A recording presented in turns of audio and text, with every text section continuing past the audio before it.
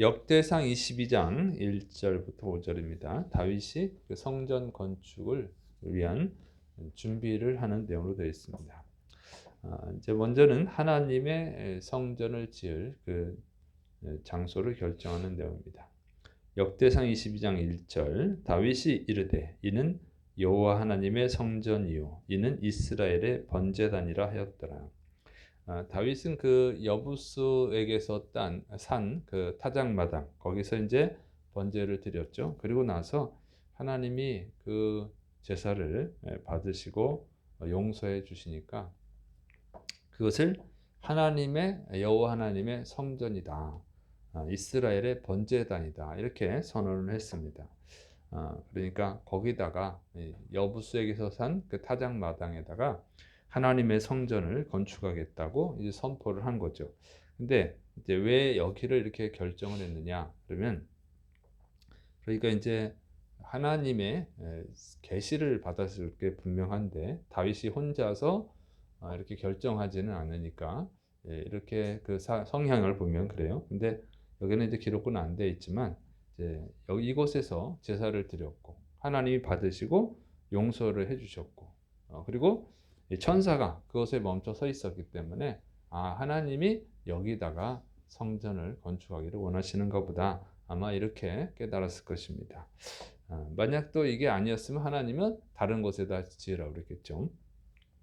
그래서 하나님은 그 머리털까지 세시는 분이에요. 그러니까 그 오르난에게서 이 산 땅 거기서 이제 제사를 드리라고 그랬잖아요. 그래서 하나님께서 그렇게 하는 일들이 전부 다 그냥 우연히 하는 일은 없다는 거죠. 그 여부스 민족 오르난에게서 이그 타작마당을 사가지고 제사를 드렸는데 가만 보면은 하나님이 다 그렇게 인도하신다는 거죠.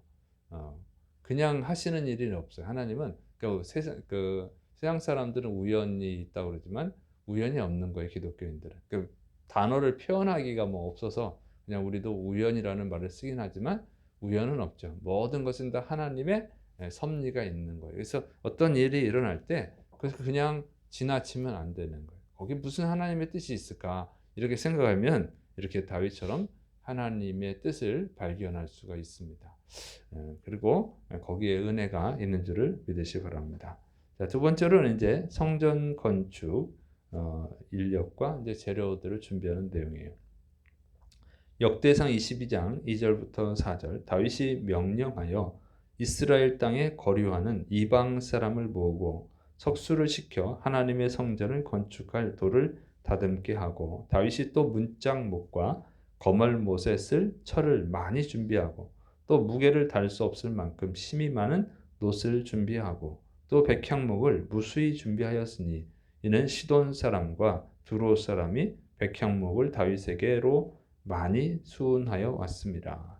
자, 다윗이 이제 성전 건축을 위한 준비를 하는데 먼저는 그 노동자들을 준비하죠. 그래서 그 노동자들은 이스라엘 땅에 있는 거류하는 이방 사람들을 불러 모았다 그랬습니다. 이 성전 건축에 동원한 이방인들은 누구냐면 가나안 땅을 이제 이스라엘 가나안 땅을 정복할 때 살려두었던 그 가나안 족속들이 그들의 후손들을 말하는 것입니다. 그래서 두 번째로는 이제 유대교로 개종한 이방인들이 있고 세 번째로는 이제 그 두루 왕 히람이 보낸 이제 이방인들이 있죠. 이런 사람들이 자 그렇게 이방인들을 구성을 했습니다. 여기서 참 특이한 것은 이방인들로 이렇게 구성을 해가지고 성전을 지었다는 거예요. 성전을 건축을 할 때. 그러니까 성전이가 이스라엘 사람만 지어야 될 것 같은데 이제 이 바벨론에 의해서 망하고 나서 포로로 끌려갔다가 다시 돌아왔을 때는 이스라엘 사람들끼리만 지었잖아요. 그는 역사적 아픔 때문에 그런 거고 다윗의 구상은 거예요. 하나님은 모든 민족이 섬겨야 될 대상으로 이렇게 믿은 것이죠. 자, 그다음에 이제 석수를 준비시켰어요. 그래서 하나님의 성전을 건축할 돌을 다듬게 했는데 이 석수도 이방인들은 아마도 두로 왕 히람이 보내준 그런 석수들 기술자죠. 돌을 다룰 줄 아는 기술자들입니다. 그다음에 문짝못, 거물못을 준비했다 그래서 이 거물못은 뭐냐면 나무를 이렇게 나무끼리 연결해 주는 거, 돌과 돌을 연결해 주는 거, 이런 재료들을 연결해 주는 못입니다. 자, 이렇게 이런 못을 만드는데 또 사용할 철을 많이 준비하고 또 성전 기구들을 만들 때 쓴 놋을 많이 준비했다는 거죠. 그리고 가장 비싸고 화려한 그 백향목, 나무 중에서 제일 비싼 나무, 그 백향목을 준비를 했습니다. 그러니까 이런 것은 어떻게 냐면 다윗이 전쟁에 나가서 적들하고 싸워서 전리품을 뺏어올 때 그때 다 가져왔던 것들이죠. 그래서 다윗은 엄청나게 많은 재료들을 준비를 했어요. 그 인력을 동원하고 그러니까 하나님의 성전을 건축할 때 부족해서 못 짓는 일이 없도록 이렇게 아주 철저히 준비를 아주 넉넉하게 준비를 했음을 알 수가 있습니다. 그러니까 이런 걸 보면 이 다윗의 마음을 알 수가 있는 거죠. 그래서 다윗이 이제 준비한 이유를 또 기록합니다. 역대상 22장 5절 다윗이 이르되 내 아들 솔로몬은 어리고 미숙하고 여호와님을 위하여 건축할 성전은 극히 웅장하여 만국의 명성과 영광이 있게 하여야 할지라. 그러므로 내가 이제 그것을 위하여 준비하리라 하고 다윗이 죽기 전에 많이 준비하였더라. 그 다윗이 성전 건축에 필요한 재료들을 굉장히 열심히 그리고 넉넉하게 준비한 이유는 자신의 아들 솔로몬이 어리기 때문이다 그랬어요. 이때가 대략 한 20대, 솔로몬의 나이는 대략 한 20대 정도로 추측이 됩니다. 그러니까 이렇게 어리고 또 미숙한데 어떻게 하나님의 성전을 지을 수 있을까 이런 걱정을 한 거죠. 그리고 다윗은 이미 이스라엘 백성들을 오랫동안 한 40년 통치했고 인정받은 사람이잖아요. 근데 솔로몬은 물론 이제 우리가 보면 지혜 왕이지만 왕이 되자마자 만약 이런 것들을 준비한다면 어떻게 했어요? 이제 백성들이 반란을 일으킬 수 있죠. 못마땅할 수 있잖아요. 엄청나게 많은 돈이 드기 때문에 젊은 아이가 왕이 되자마자 막 세금을 걷어들이고 그러면 분노할 거예요. 이제 그런 것들을 생각한 거죠. 그리고 하나님의 성전을 짓는데 웅장하게 지어야겠다. 다른 민족들이 봐도 정말 대단하다. 어? 왜냐하면 그 당시 사람들은 그러잖아요. 뭔가 화려해야 그 하나님이 대단하다 이렇게 생각을 하는 거죠. 너무 초라하게 지면 니네 하나님은 별거 없구나 이렇게 생각할 수 있다고 이제 생각하는 거죠. 그 시대에는 왜냐하면 전쟁을 해서 이겨도 그 사람들은 이 당시 사람들은 그 신이 강해서 이겼다고 생각하는 거예요. 그러니까 이 전쟁도 그 군인들이 싸워서 이긴 게 아니라 신이 강해서 군인들이 이겼다 이렇게 생각하는 시대이기 때문에 하나님의 성전을 정말 웅장하게 지어야겠다 이런 생각을 한 거예요. 그래야 하나님께 영광이 되지. 너무 초라하게 지면 아유 너네 하나님 별거 없구나 이렇게 생각할까 봐 그러는 거죠. 그래서 다윗이 정말로 이렇게 웅장한 성전을 화려하고 웅장한 성전을 져야 되는데 엄청나게 많은 재료들이 필요하잖아요. 돈들이. 그걸 솔로몬이 되자마자 하면은 큰 이제 반감을 살 수 있으니까 다윗이 다 준비해 놓은 거예요. 그래서 다윗은 또 특별히 세금도 많이 걷지도 않고 전쟁에서 다 뺏어와서 하나님께 드렸다고 하는 것을 알 수 있습니다.